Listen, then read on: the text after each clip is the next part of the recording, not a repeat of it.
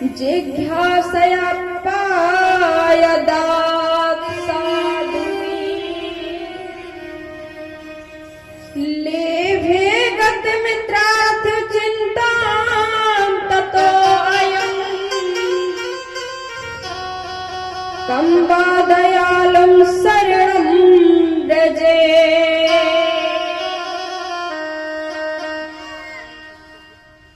तो उन्होंने श्री कृष्ण की दयालुता का वर्णन करा कि इस श्लोक से श्री कृष्ण की जब दयालुता का वर्णन किया कि देखो श्री कृष्ण को पूतना अपने स्तनों पर जहर लगा करके आई मारने के लिए, लेकिन भगवान कन्हैया ने उन्हें कौन सी गति प्रदान की, जो कि माँ यशोदा को गति बाद में प्रदान की, वो आज पूतना को पहले गति दी है। क्योंकि पूतना स्तनपान करा रही है, तो भगवान कन्हैया ने अपनी माँ का दर्जा आज पूतना को पहले दे दिया। तो जब ये बात श्री सुखदेव जी महाराज ने इस श्लोक में सुनी है, तो श्री सुखदेव जी महाराज वहां से समाधि में से उठ करके अपने पिता श्री वेद व्यास जी महाराज के पास में आ जाते और कहते हैं, पिताजी मुझे श्री कृष्ण कथा सुनाइए, पिताजी मुझे भागवत कथा सुनाइए।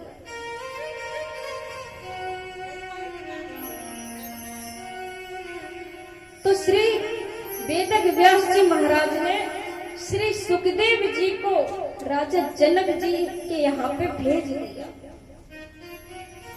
जनक जी महाराज के यहाँ पे भेज दिया और कहा, पहले ही संदेश दे दिया कि मेरा पुत्र श्री सुखदेव आ रहा है, उसकी प्रभु आप परीक्षा ले लेना कि उसने काम और क्रोध को जीता है या नहीं।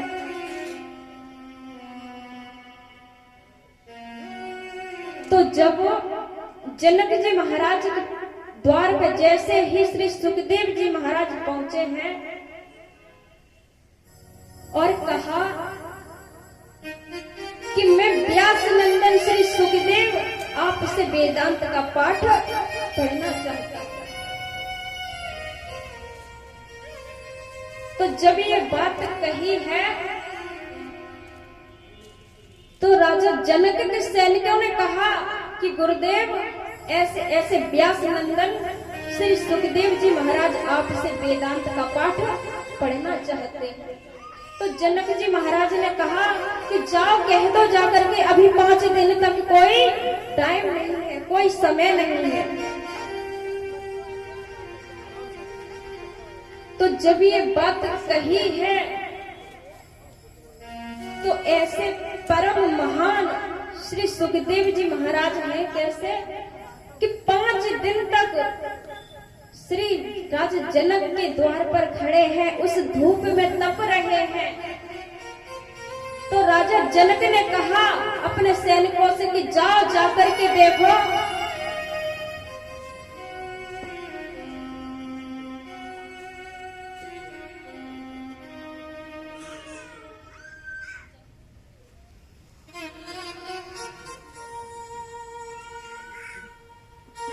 बोलिए गोविंद भगवान की जय हो।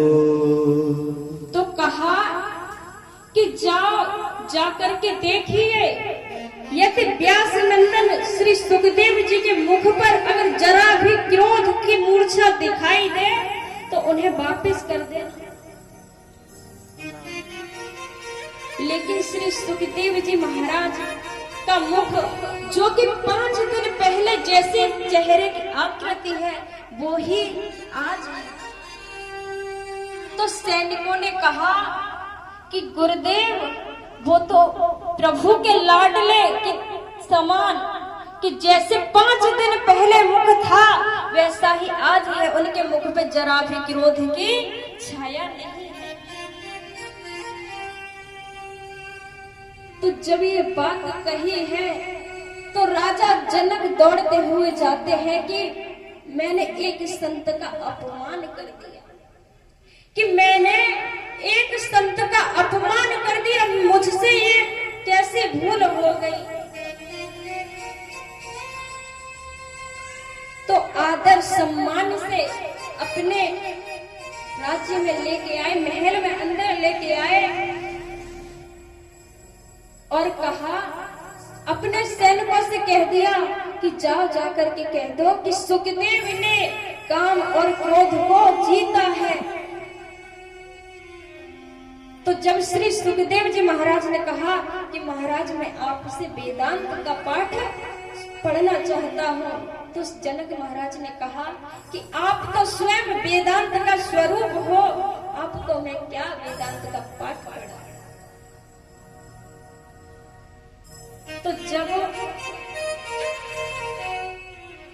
इस प्रकार से श्री सुखदेव जी महाराज ने काम और क्रोध को जीता है और वेदांत का पाठ किया है, तो कहते हैं ना कि जिस प्रकार से एक शिष्य को एक सर्वश्रेष्ठ गुरु की आवश्यकता होती है, उसी प्रकार से एक गुरु को भी उसी श्रेष्ठ शिष्य की आवश्यकता होती है। वो गुरु भी चाहता है कि मुझे भी कोई ऐसा शिष्य मिले, कोई ऐसा सर्वश्रेष्ठ शिष्य। तो आइए सभी भक्त बड़े सुंदर भाव से एक भजन, फिर आगे की कथा लेकर के चलते हैं। बोलिए गोविंद भगवान की।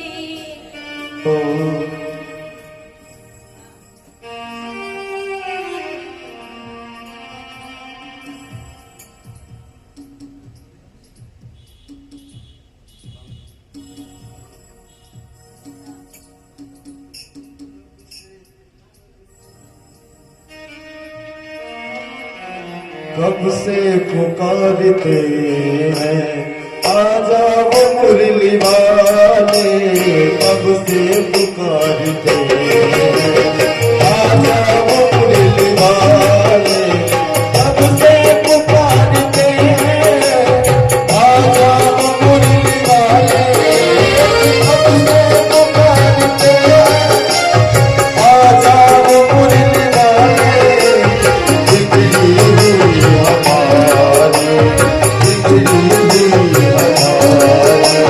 जल्दी से तू बना दे, अब से पुकारते